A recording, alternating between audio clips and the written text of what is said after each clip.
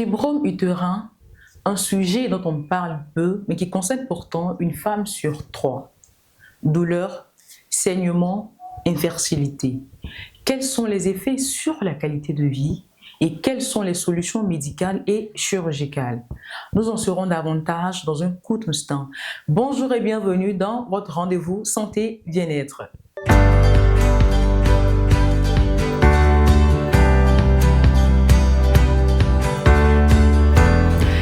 Chers internautes, bonjour de suivre notre émission, votre rendez-vous santé bien-être, afin d'acquérir énormément de connaissances sur votre santé et votre bien-être. Aujourd'hui, je suis en compagnie de Dr Kwame Hervé, gynécologue. Bonjour docteur. Bonjour. Bienvenue sur le plateau. Merci. C'est toujours un honneur pour nous de vous accueillir. Avec vous, bon, vu que vous êtes déjà spécialiste en gynécologie, autant Oui, pour moi. Donc, on va mettre plus l'accent sur des maladies qui concernent la femme. Ok. Aujourd'hui, on va parler des fibromes. Et en tant que spécialiste, vous allez nous dire de manière plus élargie, c'est quoi un fibrome? Ok. En définition, le fibrome, c'est une tumeur bénigne, non cancéreuse de l'utérus. On parle de tumeur lorsqu'il s'agit d'une boule, une boule de chair, qui ici, dans notre cas, n'est pas un cancer. Voilà un peu défini de manière brève le fibrome utérin. Ok, voilà ici défini le fibrome. Je pense qu'on va maintenant aller dans le but du sujet. Mais docteur, dites-moi, les fibromes ont aussi des symptômes et comment généralement ces symptômes-là se manifestent? Oui, effectivement, il y a des symptômes. Comme des saignements en dehors des règles, ou bien des règles qui sont prolongées au-delà de la durée normale. Chaque femme a sa durée normale des menstrues, ou bien des douleurs au niveau du bas-ventre, ou bien des cas d'infertilité, c'est-à-dire une difficulté ou bien une impossibilité de faire des enfants. Voilà un peu les signes qui peuvent amener à penser à un fibrome. D'accord. À vous entendre parler, vous avez tout à l'heure signifié que pour des personnes qui ont des moments de règles prolongés, peu souvent, comment je peux expliquer ça? Ces personnes peuvent souvent être confrontées à des fibromes. Donc, ce qui veut dire que si pour une personne, par exemple, qui a normalement ses menstrues dans une période bien définie de 4 jours ou 5 jours, et que cette date est arrivée, que c'est encore prolongé, elle est susceptible d'avoir... Oui, il faut penser, généralement, bon, la nature est bien faite. Lorsque les choses se passent normalement, il n'y a pas de souci. Quand vous constatez qu'il y a une anomalie au niveau d'une manifestation d'un organe, c'est qu'il y a un problème au niveau de cet organe. Donc, les règles qui sont la manifestation du bon fonctionnement de l'utérus et des ovaires, lorsqu'il y a un souci au niveau de ces règles, il faut penser à un problème au niveau de cet organe. Donc, c'est une alarme de l'organisme pour signifier qu'il y a un problème. Donc, des règles prolongées peuvent être synonymes d'un fibrome qui est en train de se développer. Ok, et comment généralement c'est diagnostiqué? Bon, comme je l'ai dit tantôt, c'est pas ces signes-là. Comme on l'a dit tantôt, des règles perturbées, des douleurs ou bien un problème d'infertilité. Dans ce cas, le gynécologue va demander un examen simple qui est l'échographie, qui généralement arrive à faire le diagnostic des fibromes en montrant ces fibromes sur la photo de l'écho. D'accord, il y a souvent des personnes qui sont, disons, en contact avec cette maladie, qui sont impactées et qui disent souvent, qui parlent de boules, une boule, deux boules. Est-ce que le nombre de boules, comment je peux expliquer ça, est souvent en rapport avec la gravité de la maladie? Oui, effectivement, les fibromes, lorsque les fibromes prennent du volume, ils ont un impact plus significatif sur la santé de la femme. Donc, on va constater qu'il y aura encore plus de saignements, plus de douleurs et effectivement, comme on l'a dit tantôt, des problèmes de fertilité qui vont commencer à s'installer. Ok, vu qu'on parle de femmes, donc toujours en ce qui concerne la femme, on entend généralement dire qu'une femme qui a plus de 30 ans est souvent confrontée à cette maladie-là. Est-ce que c'est vérifié en fait? Bon, il faut noter que c'est une tumeur qui dépend des hormones. Donc, lorsqu'une femme commence à produire des hormones, c'est-à-dire à partir de la puberté, lorsqu'elle commence à avoir ses menstrues, elle est du coup exposée. Donc, ces hormones, en fait, servent à concevoir, à faire des enfants. Donc, lorsque ces hormones ne sont pas utilisées dans ce cas-là pour faire des enfants, c'est-à-dire lorsqu'on retarde l'avenir des enfants, on peut être amené à développer des fibromes. Donc, c'est un peu ça, le mécanisme de survenir des fibromes. C'est une tumeur qui est hormonodépendante. Ok, c'est bien dit. Et on peut comprendre par là que... comment je peux expliquer ça? Les fibromes est l'une des causes de l'infertilité chez beaucoup de femmes. Oui. Ils ont l'une des premières causes. Oui. Surtout dans nos pays africains, on a remarqué qu'il y a beaucoup de femmes qui ont des fibromes. Donc, c'est l'une des principales causes d'infertilité, c'est-à-dire des difficultés à faire des enfants ou bien l'impossibilité à faire des enfants. Donc, voilà pourquoi l'intérêt de ce sujet est bien situé pour en parler.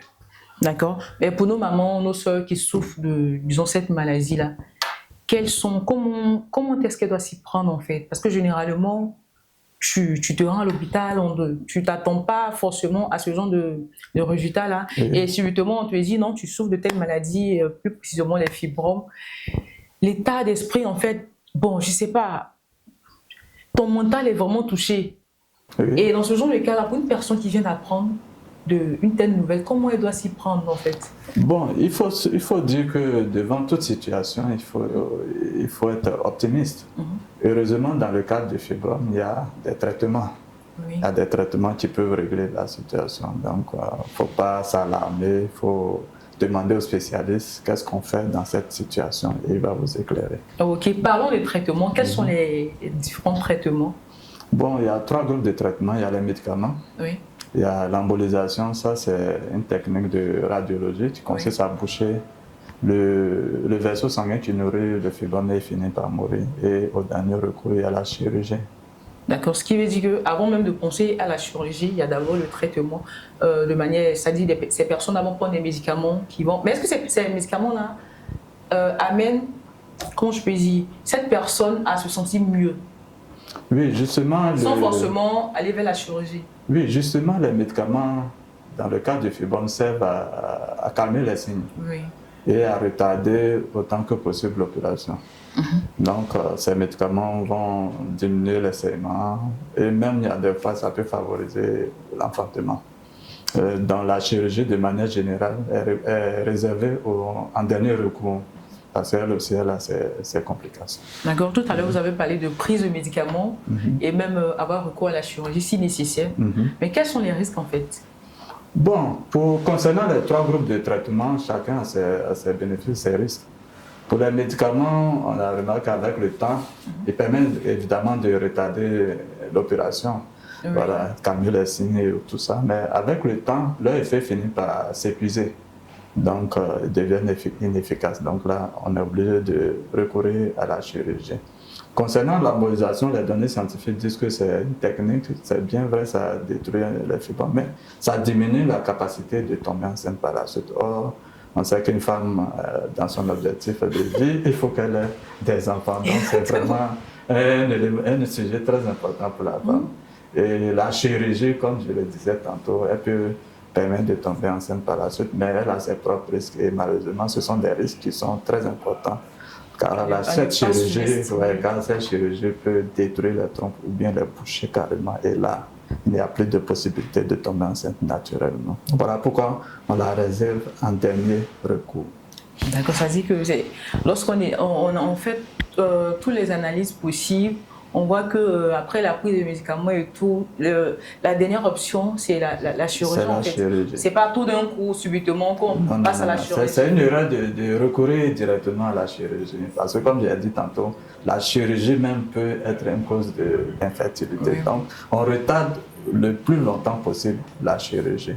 Le temps, comme je le disais tantôt, soit de calmer les signes ou bien de prendre une grossesse. Voilà. Une fois que c'est fait, on constate qu'avec la grossesse, les effets des fibromes commencent à s'estomper. Oui, bien vrai que on parle là d'âge, les personnes qui ne prennent pas, qui ne font pas vivre d'enfants. Mais est-ce qu'une bonne alimentation peut estomper cela? Oh, malheureusement, ce qu'on constate sur les réseaux sociaux et autres, c'est comme je disais tantôt, ce sont des tumeurs qui dépendent des hormones, c'est-à-dire ce qui est naturellement produit par l'organisme de la femme. Donc, si ça ne sert pas à faire des enfants, ça va finir par développer un fibrome. Donc, il n'y a pas d'alimentation, il n'y a pas de, si je peux dire, en train de traitement particulier pour en venir à bout. Sinon, il va falloir couper ces hormones-là de la femme qui sont produits naturellement, dont elle a besoin pour se sentir femme. Voilà. Ok, disons, après les opérations, par exemple, est-ce que ça peut, disons, repousser? Est-ce que ça peut réapparaître? Oui, c'est toujours le même mécanisme. Tant qu'il y a des hormones et que ces hormones ne servent pas à faire des enfants, évidemment, les fibromes vont repousser. Donc, après une opération, il faut vite faire un enfant pour ne pas voir avec le temps. La seule option qui est là. Oui, c'est la seule option. Bien les médicaments pharmaceutiques pour retarder le développement des fibromes. Voilà un peu comment on prend en charge ces fibromes-là. D'accord, vraiment merci, docteur, d'avoir vraiment bien expliqué notre thème. Mais en tant que spécialiste, comment ces personnes-là vraiment qui souffrent de cette maladie doivent vivre au quotidien? Parce qu'il y a des personnes qui s'en sortent sans séquelles, qui n'arrivent pas jusqu'à la chirurgie. Mais pour ces personnes-là qui arrivent jusqu'à la chirurgie, comment est-ce qu'ils doivent vraiment s'y prendre après? Mentalement comme physiquement. Bon. Parce que sans me couper la parole, on peut t'annoncer que tu ne peux plus avoir d'enfant, sachant que tu espérais vraiment en avoir, et vu que tu n'en fais pas, tu n'as pas vu dessus en fait que tu souffrais de cette maladie-là de manière silencieuse. C'est vraiment arrivé à un stade, comme on le dit, un stade avancé. Mais comment? Tu n'as pas le choix. Vivre avec, mais comment? Bon, il faut faire face à la situation et voir les spécialistes qui vont trouver la meilleure option pour cette patiente. C'est au cas par cas. Voilà. Donc, selon la situation, selon le tableau clinique qui se présente, le gynécologue va trouver la meilleure option thérapeutique pour cette patiente-là. Et les mots qu'il faut, puisqu'on est aussi en même temps des psychologues, puisque dans notre formation, on est obligé de rassurer les patientes. Donc, on trouvera les mots pour la rassurer, les mots justes pour la rassurer. Voilà. D'accord, merci docteur. Nous sommes déjà au thème de notre rendez-vous santé bien-être, comme le docteur l'a si bien expliqué. En ce qui concerne les menstrues, lorsque vous constatez que généralement si ça fait 5 jours et que après ces 5 jours-là c'est prolongé, il faut vraiment faire attention. Voilà. N'attendez pas à ce que la situation vraiment se dégrade avant de partir vers les médecins. Parce que c'est mieux aussi de, même si tu vas vers les médecins, et parce que généralement on dit, bon j'ai fait des examens, j'ai rien, j'ai gaspillé mon argent. Les gens aiment le dire, mais en fait ils veulent forcément s'attendre à ce que les résultats soient vraiment mauvais. Bon, je vous exhorte vraiment à vite voir les médecins lorsque vous avez des petits bobos, des petits problèmes, et vraiment faites attention à votre corps, à tous les signaux en fait que votre corps va vous donner. N'attendez pas à ce que la situation vraiment se dégrade avant de vouloir trouver une solution, parce que généralement après on trouve que c'est trop tard. Et docteur, qu'est-ce que nos internautes doivent retenir? Votre mot de fin, retenir Bon, pour la femme, la fertilité est très importante. C'est là que se situe l'intérêt de cette analyse, de cet examen sur les fibromes. Oui. Donc, autant que possible, lorsque une patiente doit faire des enfants, si elle n'est pas atteinte de fibromes, elle doit en profiter pour faire rapidement ses enfants. Dans le cas où malheureusement ces fibromes sont déjà installés, comme je l'ai dit tantôt, on peut utiliser des médicaments pharmaceutiques. J'insiste sur les médicaments pharmaceutiques parce qu'il y a plein de médicaments dont on ne connaît pas la teneur, des naturothérapies, tout ça, qui malheureusement sont des hormones même, qui vont dans des cas aggraver la situation en faisant grossir les fibromes. Donc, on peut utiliser ces médicaments pharmaceutiques pour retarder l'opération, et lorsque on n'a plus de possibilités, si la grossesse n'est pas venue à temps, bien si les signes s'aggravent, là on est obligé de recourir à la chirurgie, donc, qui comporte elle-même ses propres risques, comme je l'ai dit tantôt.